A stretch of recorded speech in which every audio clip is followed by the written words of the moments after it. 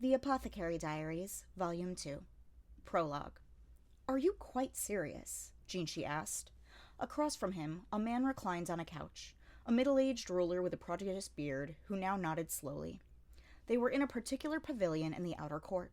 Small, but with excellent visibility. A mouse couldn't have crawled in without them seeing it. The ruler leaned on his ivory-bedecked couch and poured grape wine into a glass vessel. Although he was sitting with the most august personage in the nation, Jinshi had also been quite at ease, at least until a moment ago. The emperor stroked his beard and grinned.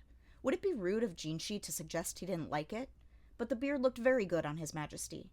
Jinshi couldn't beat him in the facial hair department.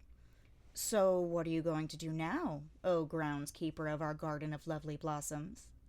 Unwilling to rise to his majesty's bait, Jinshi held back a wry smile, instead of offering one like that of a heavenly nymph.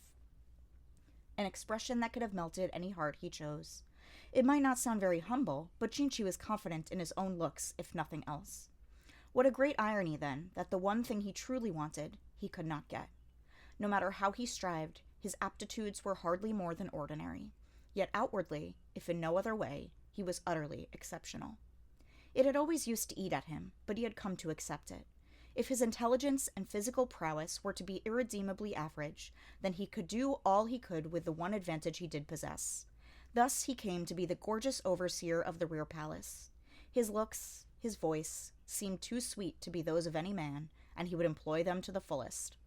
"Whatsoever you wish, sire." Jinshi, with a smile at once grateful and determined, bowed to the emperor. The emperor sipped his wine and grinned in a way that invited Jinshi to do his worst. Jinshi knew full well that he was no more than a child dancing in the emperor's great palm. But he would do it. Oh yes, he would. He would entertain even his majesty's most outrageous wishes. That was Jinshi's duty, as well as his wager with the emperor. He had to win that wager. It was the only way Jinshi would be able to choose his own path. Perhaps other ways existed, but a man of ordinary intelligence such as Jinshi couldn't imagine them. Thus he had chosen the road he now followed. Jinshi brought his cup to his lips and felt the sweet fruit wine wet his throat, the heavenly smile never slipping from his face. "Here you go. Take this, and this. Oh, you'll need one of these." Mama winced at all the stuff that came veritably flying at her. The one flinging the rouge and whitening powder and clothes in her direction was the courtesan Maymay. They were in her room at the Verdigris house. "Sis, I don't need any of this," Mama said, taking the cosmetics one by one and returning them to their various shelves. "Like fun you don't," Maymay said, exasperated. "Everyone else there is going to have even better stuff than this. The least you could do is try to look decent."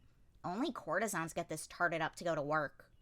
Mama had just glanced aside, privately wishing she could mix those herbs she collected the day before, when a bundle of wooden writing strips came flying at her. Her esteemed older sister was solicitous, but sometimes short-tempered.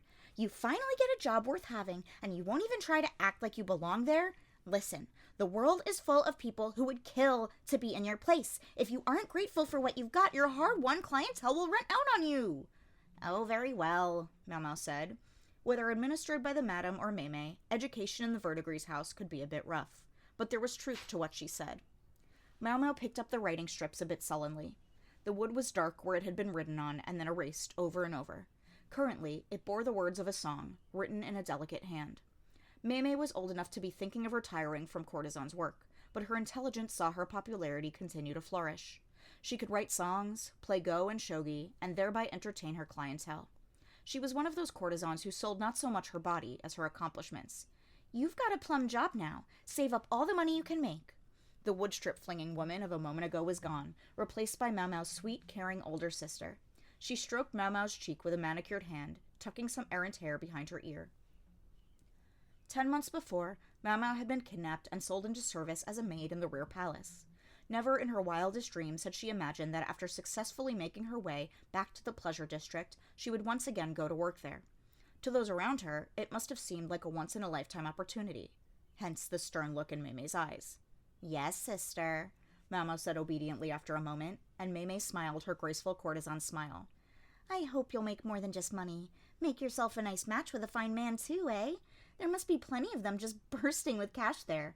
Oh, and I would be thrilled if you'd bring a few of them by to be my customers." The smile this time wasn't so gracious. There was a distinct element of cold calculation to it. Her chuckling older sister looked a little bit like the old madam who ran this place, Mau Mau reflected. A girl had to look out for herself to survive in this line of work. Ultimately, Mau Mau found herself sent on her way with a large bundle packed to bursting with clothing and cosmetics. She worked her way back to her simple house, stumbling under the load. The day when the gorgeous noble had appeared in the pleasure district, 2 weeks after Mau Mau's departure from the rear palace, was still fresh in her memory. The eunuch, with his very particular proclivities, had, thankfully, heard the words Mau Mau had spoken half in jest and taken them in earnest. He had confronted the madam with more than enough money to cover Mau Mau's debts, and had even had the decency to bring a rare medicinal herb as a gift. It hadn't taken even 30 minutes to stamp the contract. So it was that Mau Mau was to resume her employment at the most renowned of workplaces. She was somewhat reluctant to leave her father again to go live in her place of employment, but the conditions imposed by her new contract were, as far as she could tell, much more lenient than before. Moreover, this time, she wouldn't be simply disappearing without a trace.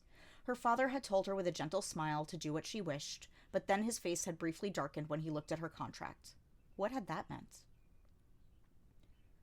"Looks like they were very generous," Mau Mau's father remarked, a large pot of medicinal herbs boiling nearby. Mau Mau finally put down the cloth-covered bundle and stretched her shoulders. Their ramshackle house was so drafty that it was cold even with the fireplace lit, and she and her father were each wearing several layers. She caught him rubbing his knee, a sure sign that his old wound was paining him. "I can't take much of it with me," Mau Mau said, looking at the cargo she'd already prepared. "The mortar and pestle are musts, and I can't do without my notebook, and I'm a little leery of getting rid of any more undergarments."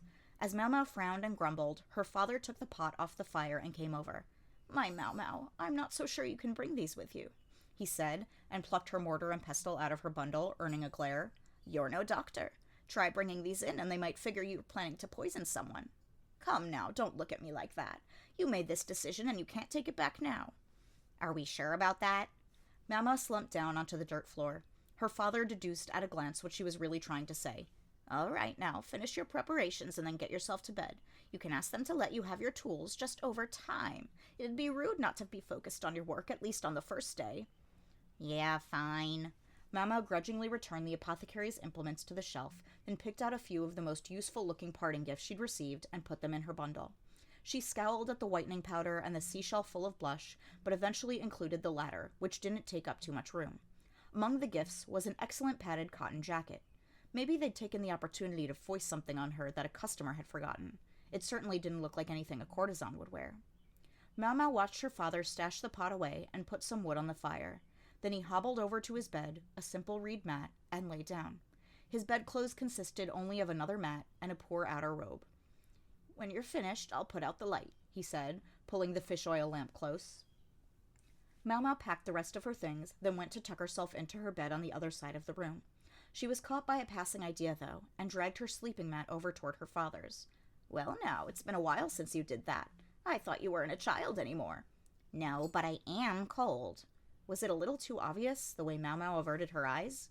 She'd been, she recalled, about 10 when she started sleeping by herself. It had been years.